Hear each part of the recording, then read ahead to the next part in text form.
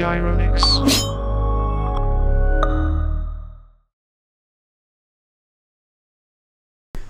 In this lecture, we will be solving systems of linear equations by using the format of a matrix. And we only have one topic, actually exercises in solving system of linear equations, but this time using the concept of a matrix. And let's start with a simple one.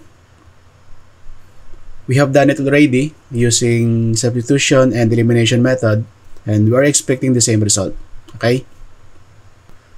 First, let's familiarize this term. We have augmented matrix.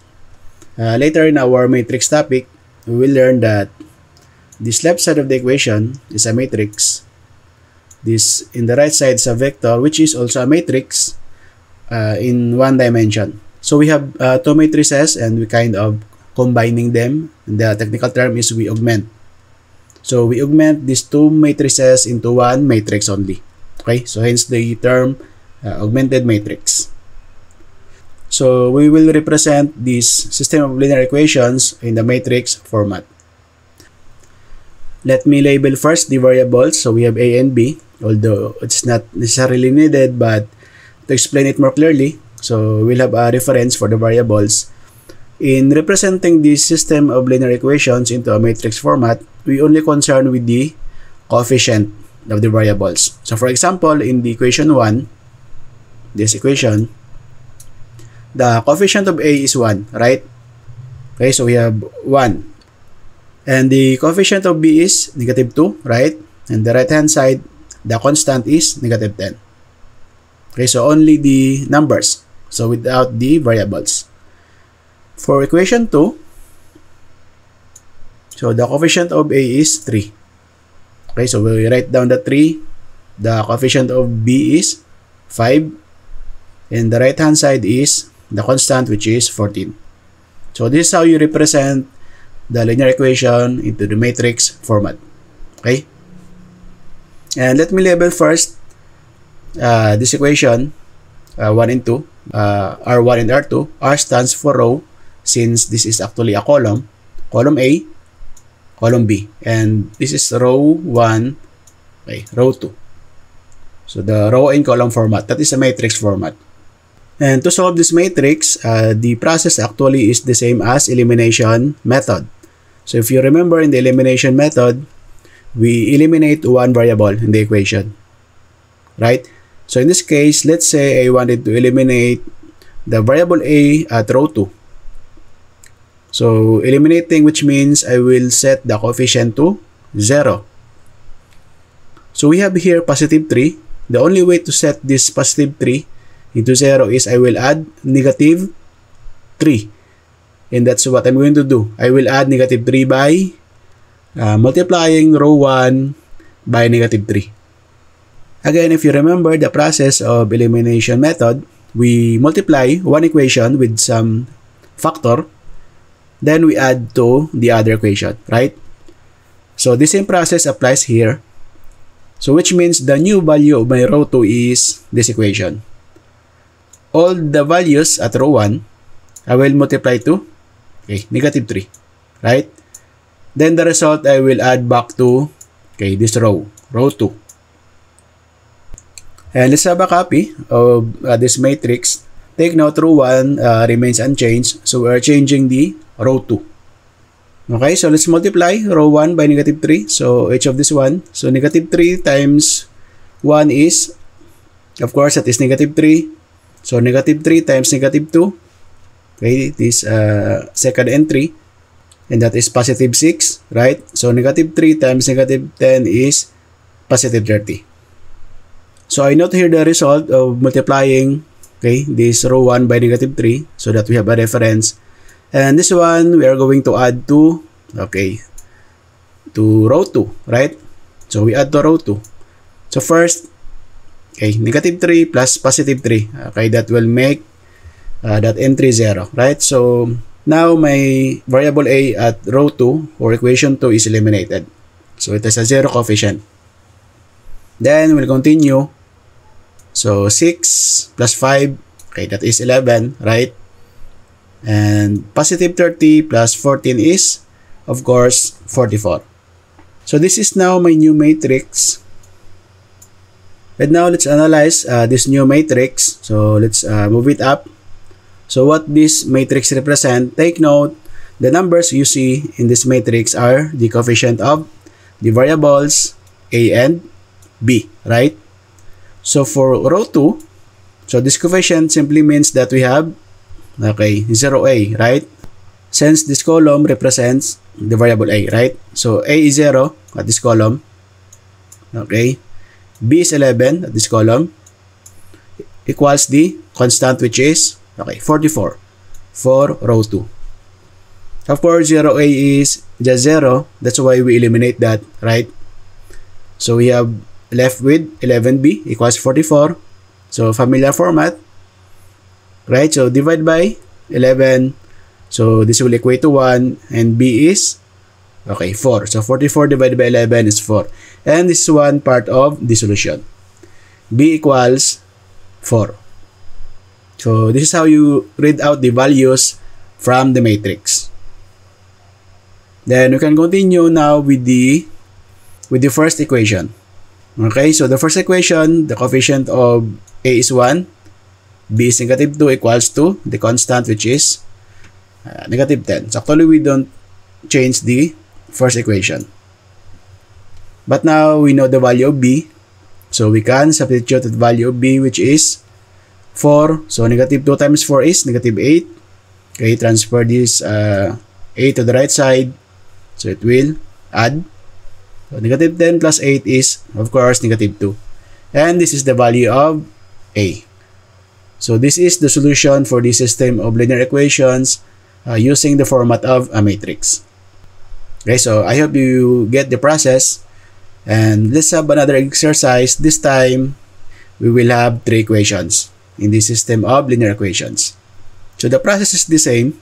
First, we will represent the system of linear equations in a matrix format. Okay, so let's have a label of the variables first. So we have 3 variables, A, B, and C. For the first row, the coefficient is, so this one. So we have 2, negative 4, negative 2, and 12. Okay, so 2, negative 4, negative 2, and 12. For the equation 2, so A is negative 1, B is 2, right? C is negative 1, and the constant is 0. For the equation 3, A is 5, B is negative 5, so C is 3, and the constant is 6. And to solve this system of linear equations now is, we have this format. So familiarize this one. It's like a descending order of variables. What I mean is, in this row 1, so I want A to lead. When I say lead, which means the coefficient of A has a value, not 0. Okay? For equation 2, so I want B to lead, which means the value of A in that equation will be 0. So this negative 1, I will find a way later to set this to 0. Okay? Then for equation 3, in this row 3, I want C to lead, which means C has the value, and that makes A and B 0. So I will find a way to make this 5 and negative 5 0 later. Okay? And this descending order of variables is called an echelon form. Okay, so familiarize this form. This is how we solve the system of linear equations using the format of a matrix. Okay, so let's solve this now. Okay, so let's clear this triangle first, so to make it clear. Okay, so my first objective again is to set this negative 1 to 0. Okay, so which means I will have a new value of this row 2. Row 1 and row 3 stays the same. So how can I make this negative 1 0? Okay, I will make this 0 if, let's say, I will multiply it by 2. So 2 times negative 1 is negative 2. Then I will add 2. Okay, positive 2. So that will make that negative 1 0. And that is my process at that row 2. So the new values of row 2 is, I will multiply row 2 by 2 and I will add to row 1. Okay, so let's do this first. 2 times row 2. Okay, 2 times negative 1, that is, of course, negative 2. Then 2 times 2, that is 4. 2 times negative 1, of course, negative 2. And 2 times 0 is 0. So I will not write it down. Okay, what's the next step? Okay, I will add that result to row 1. Okay, so 2 plus negative 2. That is 0. And that is the new value of, okay, row 2. Okay, so I hope you can follow. So I achieved now my objective. So I make that negative 1 to 0. Of course, the rest I will also add. So we have negative 4 plus 4. Okay, so that is 0. So my objective is to make A 0, but luckily B is also 0. Okay, next we have this negative 2 plus negative 2. That is negative 4, right? And the last, we have 12 plus 0. Of course, that is 12. So this is now the new value of row 2. Okay, so again, the process is like elimination method. So you multiply one equation by some number, then you add to another equation. Okay, so let's use this new equation. Another thing you can do with this system of linear equations is you can swap the equation. We have 3 equations, right? 1, 2, 3. This third equation, I can make it second. And it doesn't change the system of linear equation. The second equation, I can make it the third equation. So I can swap these two. Likewise, I can swap also the rows. So it doesn't change this system of linear equations. So you can swap rows or you can swap equations. Okay, so that is allowed. The reason why I will swap this row 2 and row 3 is, take note, my objective is I will make this 2 0, right? I have now these 2 zeros. So instead of working out two process to make it 0, I will just swap this row 2 and, okay, row 3. So that the third equation now becomes 2 0, okay?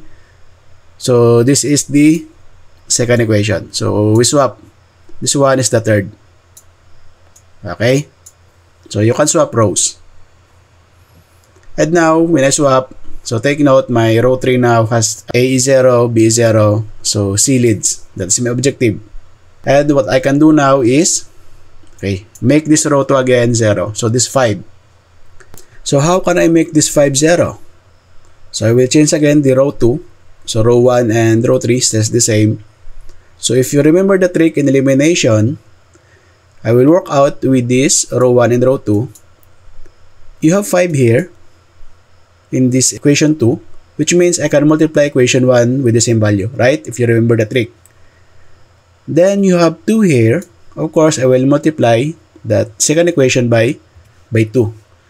But of course, I will multiply by negative value, so that the product of this one is negative. So when I add, it will cancel out. Okay? So this will be our equation in row 2. So row 1, I will multiply to 5, this one. Okay? Plus row 2, which I will multiply to negative 2. Okay? So let's start with row 1. So we have 5 times 2 is 10. Right? 5 times negative 4 is negative 20. 5 times negative 2 is, okay, negative 10, and 5 times 12 is, okay, 60. So that is 5 times row 1. Okay, next, we multiply row 2 by negative 2. So negative 2 times 5 is negative 10. So negative 5 times negative 2 is positive 10. So negative 2 times 3 is negative 6. And negative 2 times 6 is negative 12. Now, you can see if I'm going to add, okay, since we are adding the result, so we have positive 10, negative 10. Okay, that will cancel out that A. So, 10 plus negative 10 is 0. Okay, so I have achieved now my objective at row 2. So, A is 0 at that row. Okay, so let's continue for B. So we have negative 20 plus 10. That is, of course, negative 10. We have negative 10 plus negative 16. Of course, negative 16. So 60 plus negative 12 is 48. So this is now my new matrix in echelon form. Okay, so again, echelon form is descending order of variables. At equation 1 or row 1, A leads. So A has a coefficient of 2, not 0. At row 2, B leads, which has the coefficient of negative 10. So A is 0 in this row. At row 3, so C is negative 4. The coefficient of C is negative 4. So A and B are both 0. So this is the descending order of the variables. And we can use this new matrix to solve the system of linear equations. Okay, so let's move it up. And let's analyze what's this matrix represent. So actually, we will always start at the bottom, at this row 3. Okay, so what information we can get at this row? A is 0, B is 0. So we only have negative 4C equals 12, right? Okay, so we can calculate directly the value of C. So of course, divided by negative 4. So this will equate to 1. C is negative 3. And that is part of the solution of this system of linear equations. Okay, so let's continue with row 2 now.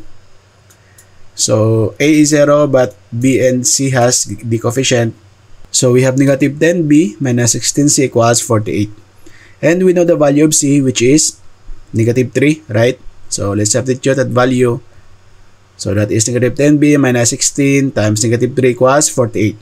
Negative 16 times negative 3 is positive 48.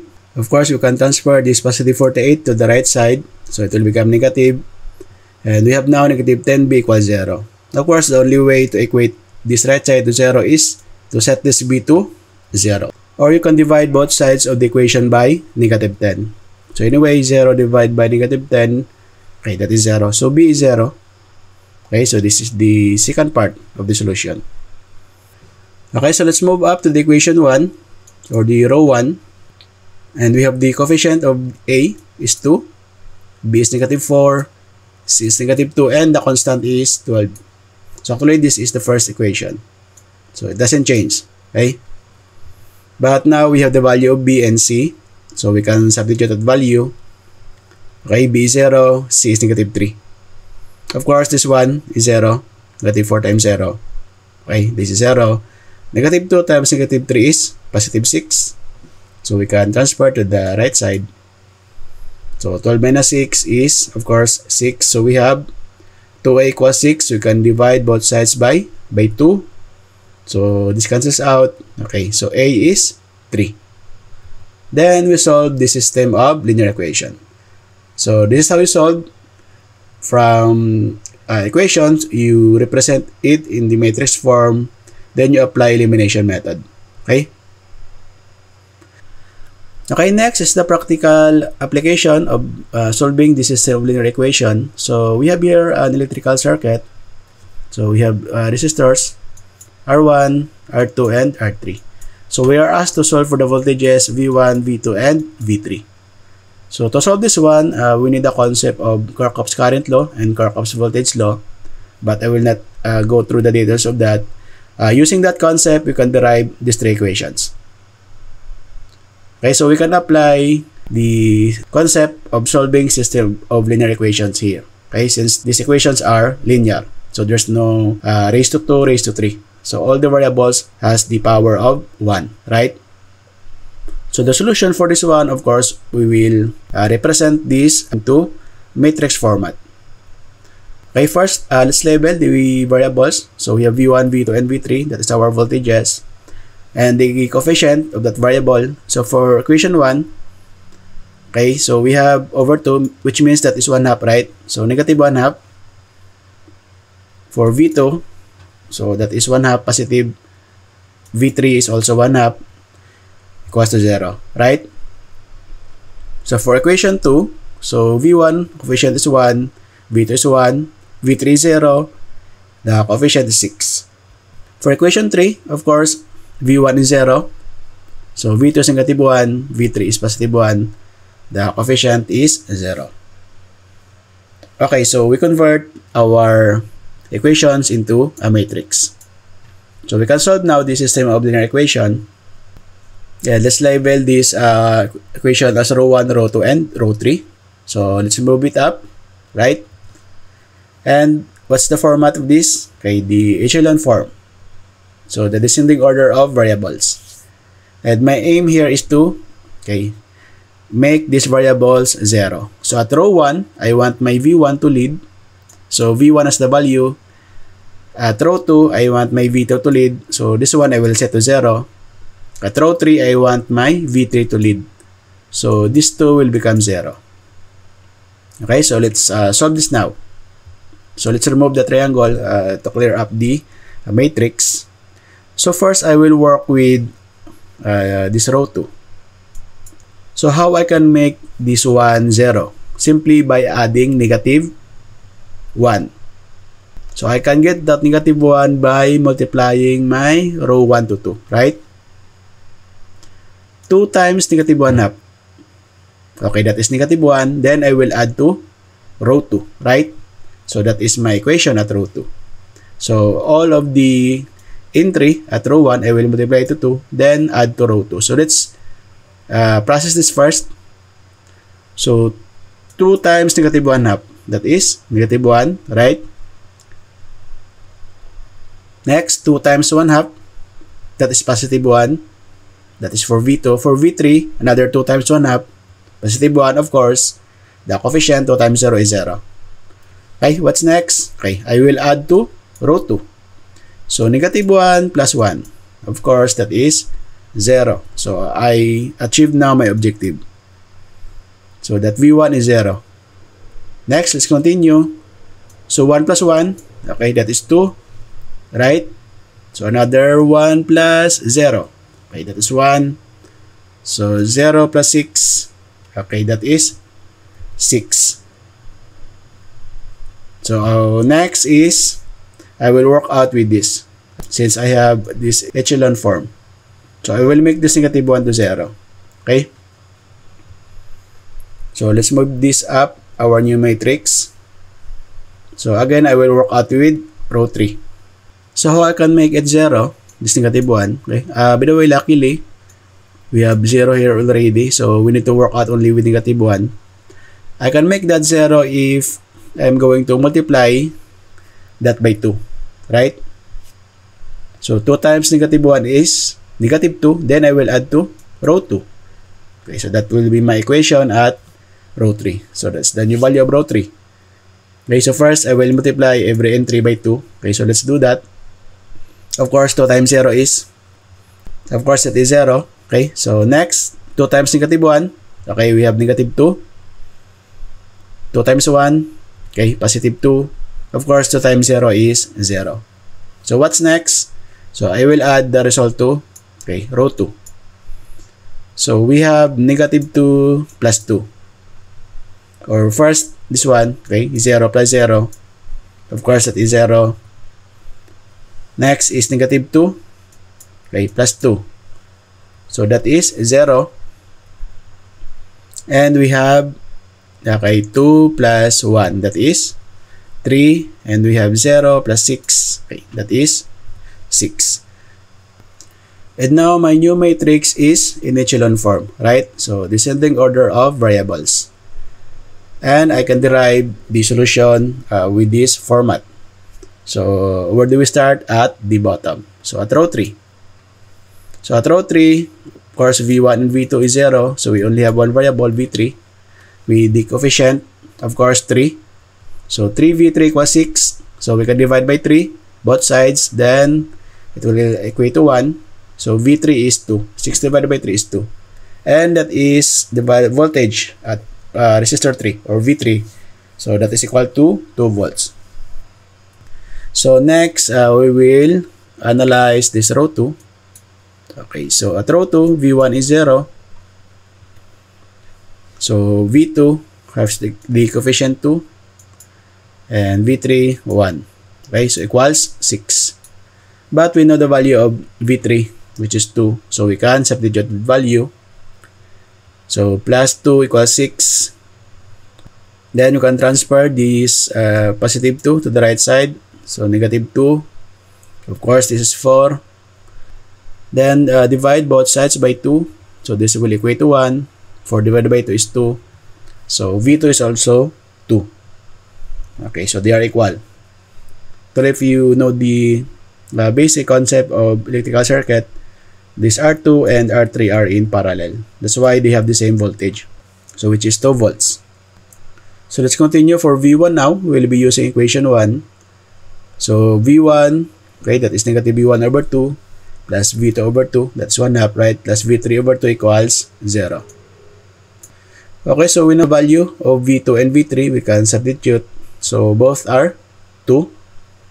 And 2 over 2 is 1, so this will equate to 1, these two terms.